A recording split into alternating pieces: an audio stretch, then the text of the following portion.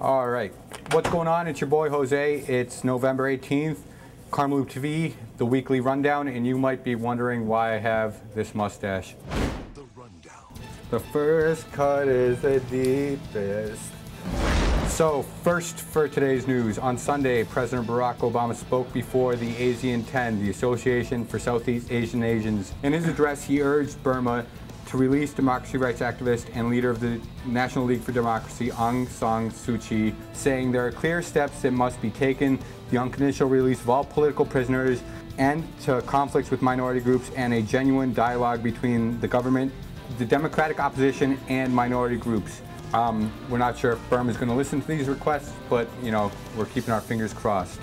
For any of you who aren't familiar with the situation in Burma or who Aung San Suu Kyi is, please check out our Burma piece on KarmaloopTV. It's pretty informative, and you should know. And if you don't know, you're a dumbass. This past week, Libyan leader Muammar Gaddafi hosted a party in Rome for some 200 babes. Said babes were expecting a fancy dinner followed by a gala party or some shit. Instead, they were lectured on women's rights and religion and urged to convert to Islam. At the end of the party, all the women were given copies of the Quran.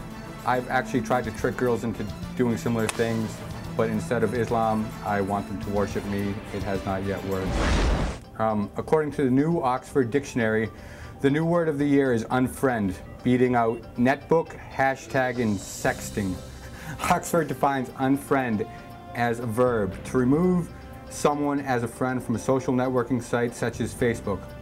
I don't even know what the fuck a hashtag is. It kind of makes me want to get stoned. I do know a lot about getting unfriended because I am a dirtbag. The South African soccer team was recently outraged by a table rendition of their national anthem at a soccer match between them and France. It was pretty much like this weird-ass reggae dude who just like totally butchered the South African national anthem.